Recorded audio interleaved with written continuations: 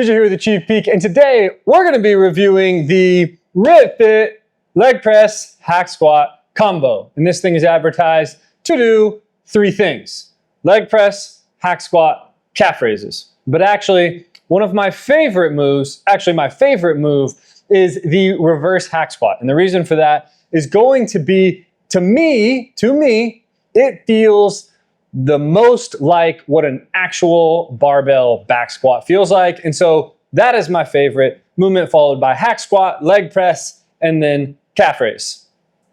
This machine retails for, or MSRPs at $999.99 based on the RitFit.com website. You can find it on sale from anywhere. I've seen it on sale for like a 4th of July sale at like $649. And then typically it's more priced around $749, $779, somewhere under $800, but not closer to the $700 mark, somewhere on the higher end of the 700s. This is the typical price I find it at.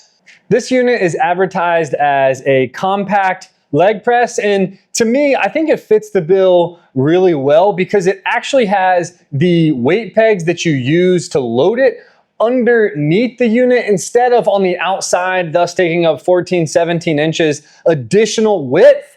And so with this one, since they're underneath, it truly is a compact unit. And then it has storage pegs on the back side. So it has two working weight pegs or sleeves, and then two sleeves for storage. And then it also has two sets of band pegs. Right now we have it set up to do a leg press. And so for leg press, you are going to have the back pad right here on the bottom foot plate. You're going to have the top foot plate folded out. There's three different positions that you can put that top foot plate in. And then if you want to set it up for a hack squat, what you're gonna do is you're gonna drop the top foot plate all the way down. It'll lock in that position. Take this back pad, pull the pin, put it up in the top, put the pin back in, and then you can adjust this bottom foot plate to where you want it. And then that is how you will do your hack squat. And so what you'll do is you'll sit in the unit with your back up against the back pad. If you wanna do reverse hack squat, all you have to do is flip your body around and put your chest towards the back pad in the hack squat movement or position, and that's going to give you the reverse hack squat. If you're doing calf raises, what I would do is I would sit in the leg press position and use this lower bar or cross member for the sled, and I would actually do my calf raises on that so I can get that full flexion of the calf and ankle right there. I don't know how they intended calf raises to be done. You really can't do calf raises from like a hack squat position unless you were to put something down, and there's no keyholes or holes anywhere for anything, a block or anything to be put. Maybe in the future, that's a great idea, and offer that with it. But right now, to do calf raises, you're gonna have to be in the leg press position. This combo unit comes in a 2x2 14 gauge steel construction. For the majority of the unit, there is like one back brace vertical back bar that looks to be a 2x3. 14 gauge steel, and then you have metal guide rods. I'm not exactly sure what type of bearings are used inside of the sled, but I know it's not like a wheel, like body solid. The foot plates, both top and bottom, have what seems to be like a 1/16 of an inch steel diamond plate right here, and then they're coated. The whole thing is coated in roughly the same thing. They say it's kind of like an anti-slip.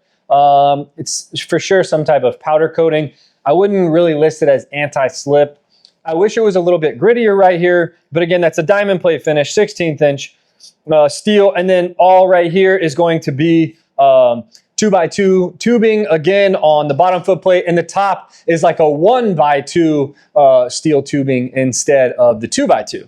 As far as dimensions go, it's going to be roughly 56 inches tall, 41 inches wide, and then 76 inches deep. Even though it is 41 inches wide, what you're gonna run into is you're going to need a little bit more space because that's how you're gonna have to rack your weight. So I would say 20 inches to 24 inches on each side, so you can easily get in there, put plates on, take plates off.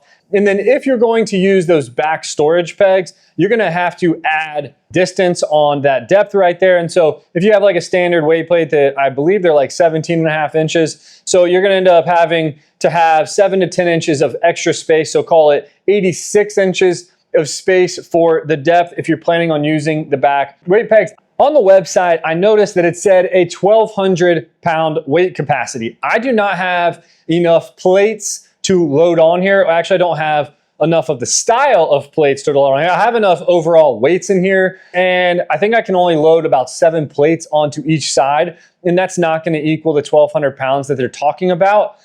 So if you're going to try to max this thing out, you're going to need steel plates, probably some pretty thin steel plates, or you're gonna have to get creative on where you put plates, or use bands or something like that. For build quality overall, I think this unit is built really, really well, especially when you consider the price point. I mean, there's very few units that are even comparable in price to this unit. They're of the same build quality. The way it's built is one thing. There's definitely some things I'd rather change, but overall build quality, it's built really, really well for a leg press hack squat unit. There's definitely a few things that I would change, like I said before, but overall, it's built very well. As far as the leg press experience goes, leg pressing feels good when my feet are where I want them to be, and I'm actually going through the movement, pushing the sled up and down. It's a very, very smooth operation, and that I appreciate. As far as a few other things during the experience, which is going to be the foot plate, it's a little bit narrow. And so when I really get into position, I want to put my legs a little higher, maybe to focus on my hamstrings versus quads.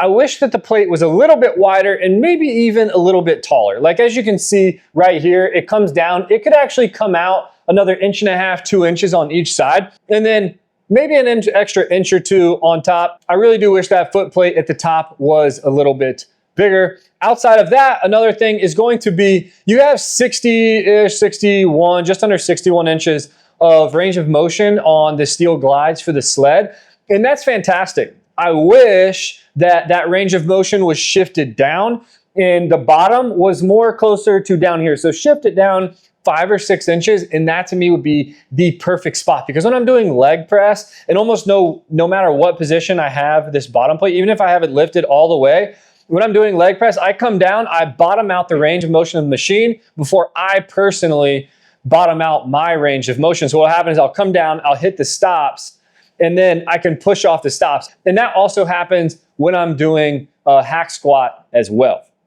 For the hack squat, it's roughly the same as the leg press. The sled feels good when you're on there. It's nice and smooth, but you run into the same issues. This foot plate is definitely larger, but a lot of times what I'll find is I'll end up hanging my foot off 2 to 3 inches. I kind of like to have my feet a little bit further out, and so I'll kind of have mine up. I wish it was a little bit taller. Overall, I think it's a good size foot plate. For me personally, I would like it to be a little bit taller. I don't need it any wider. I just would like an extra inch or 2, maybe even level with this back pad right here would be like perfect. And then again, the stops on the actual guide rods are a little bit too high. I can drop all the way down into my hack squat, and before I'm really maxed out on my range of motion, the machine bottoms out right there on the stops. Now it is time for the good stuff. Things I'm not a fan of and things I really am a fan of.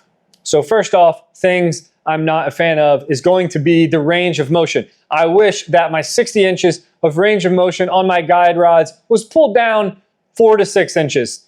That to me would make it a near perfect machine. Second thing is going to be this upper foot plate. The lower foot plate I can live with. The upper foot plate, I wish it was a little bit wider. It doesn't even have to be taller. It could. It certainly could. I certainly wish it was wider. Just give me all. You have the bottom plate. There's like a bottom bar right there. And then you leave 2 inches of space on each side.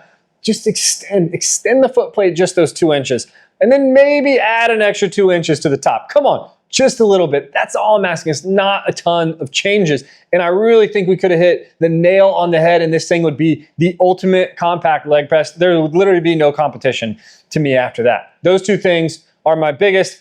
Are they a deal breaker? Absolutely not. I use this thing constantly. I'm fine with my feet hanging off a little bit. That's what I'm saying. I'm just not a fan of it. Is it a deal breaker? Absolutely not. The last thing that I have that is kind of things that I'm not a huge fan of, a dislike if you will, is the selector plate on, or the selector pin on the upper foot plate. I wish that like on the bottom rail, the 2x3 rail, there was like a piece of steel that came out and then with like a little piece of tubing that the pin could like go through to lock in. And so to me, it would make me feel a lot better if that pin was a little bit longer, and when it came in, it locked into something else, giving you that feeling that it was absolutely secure. Because what you'll notice is like when you kind of push up on the plate, you'll kind of see that pin just move just a little bit. And if you had something that was like stop it, so when it came in there, it was like locked on both left and right side, that would make me feel much more confident in that 1,200 pound capacity. All right, let's get into the pricing and competition comparison. So this thing, MSRP is right under $1,000, but like I said, you can typically find it on sale between $650 and somewhere under $800 regularly or with a discount code or something like that. The next closest unit I could find is probably going to be the Body Solid leg press hack squat combo, and that one's coming in at a $1,495 price tag, and it's not on a bearing system like this. It's actually on 4 big rollers, and with that unit, whenever you press up, you can kind of feel the rollers shift their weight, and the lower ones are kind of end up hitting like the big steel tubing that's on the outside.